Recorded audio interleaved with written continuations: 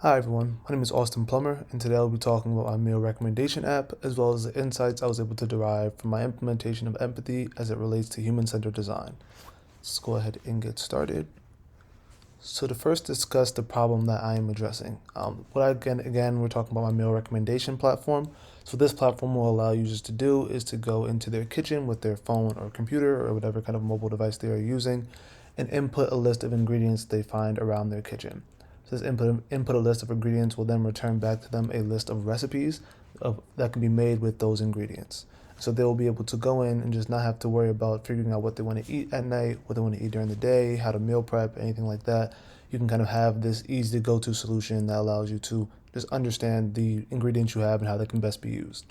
I found that I commonly struggle with this issue, and in talking to others, they struggle with this issue as well. And to this day, I have not found a centralized solution. A lot of people will go to Google and just type in different keywords.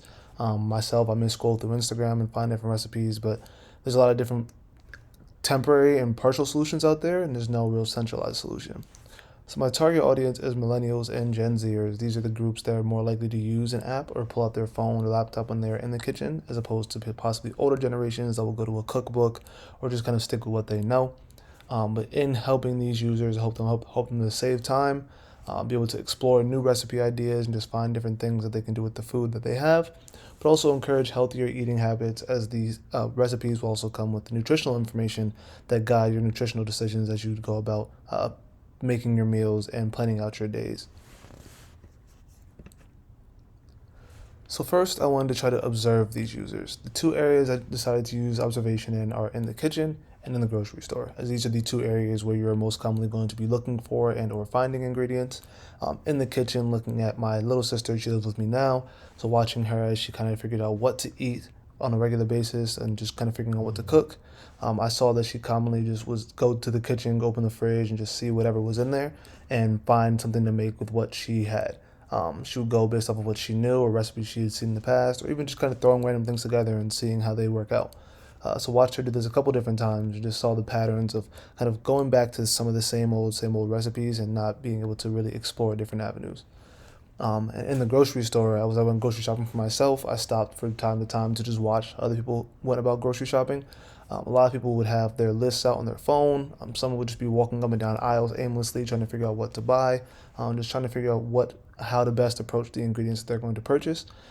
And so this was the way I was able to observe and just kind of see how people navigate in a grocery store, how they kind of figure out what they're going to do for their cooking and what they're basing their meals off of.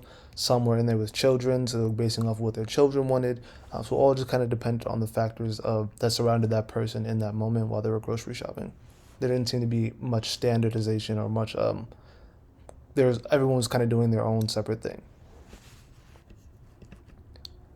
What I was able to do in the grocery store was actually encounter or come up to some of the people that were actually there and be able to ask them kind of some questions.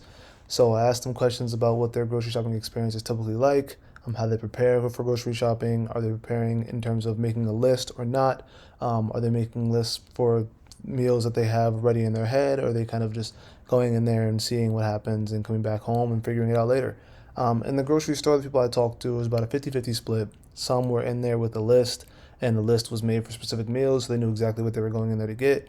Others had a list and just kind of would figure it out later. Others had specific meals in mind, but also just were kind of going off of whatever they saw in the grocery store.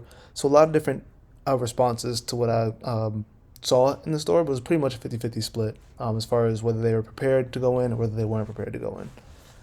I also was able to engage with some of my Instagram followers, so I was able to get a decent response from these followers. So I asked two questions on Instagram, my Instagram story. I was able to ask one, when you grocery shop, would you make a list first or not? I got 90 responses on this one, and the vast majority show that they do make a list when going grocery shopping. They go in there prepared with some kind of list in their head, and they follow that list and go and leave. The second question that was the more interesting insight for me was, if you're making this list, are you buying ingredients for a specific meal, or are you kind of just figuring it out as you get back home later with the things that you bought? This one was about 75 to 25% split, less responses than the first poll question, but still a decent amount of responses. So these people were going in there looking for items that met the meals that they wanted to make. So this kind of was an interesting insight to me because I typically go in with some kind of list, but I don't necessarily go in thinking of specific meals. I have an idea of what meals I might make, but it was different for me to hear how other people approach the grocery store. And so seeing this kind of highlights the importance of knowing what ingredients you have and kind of aligning those ingredients to your goals and to your taste or whatever you're kind of trying to think to plan for that week. So it will also immerse myself in this environment. As I was observing others grocery shop, I was actually grocery shopping for myself. So I kind of went in there with a mental list, but no physical list. I was able to kind of just see how I react to seeing different items. If items gave me ideas for different recipes, or if I was kind of going off of what I already knew. Looking at different Instagram videos and kind of seeing what recipes were available on there and kind of basing my grocery shopping off of those items as well. It was all just an interesting experience for me to kind of go in there and not just aimlessly grocery shopping with some kind of intent and purpose. So that was interesting for me to kind of immerse myself in that environment and see how I reacted to it. But also in meal prepping, I decided to try to meal prep for the week. And then I was able to use the items that I bought in the grocery store and kind of think about that as I went grocery shopping, like figuring out what meals I could make for the long term, whether I was buying meals that I had to make myself or buying pre-prepared meals so I don't have to worry about as many ingredients or worry about cooking time and things of that nature. Just being fully immersed in that and understanding that these decisions are now conscious as opposed to just me kind of going with whatever is happening in that day and whatever I'm feeling. So it's good to kind of put some focus into this situation that I never had really put into it before. So to synthesize my findings and also just talk a little more about the empathy side of things.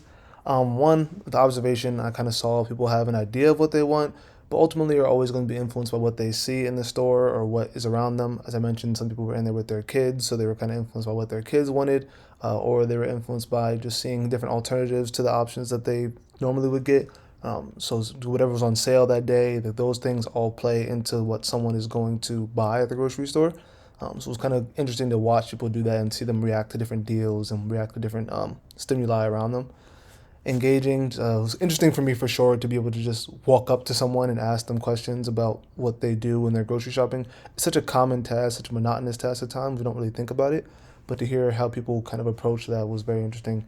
And they plan their meals more than I thought, especially from the Instagram results. I saw people planning more than I didn't think people plan their meals as often as they do. So definitely interesting to see that and gives me a different perspective on my approach to my app, saying that there may not be necessarily as much of a need for the finding which meals you can make from the ingredients you have, but they may, as I'm going to talk about the struggles they may face, they may want to find some alternatives to substitute in for some of these ingredients to make the meal healthier or to make the meal have a different kind of taste or throw a different spin on it.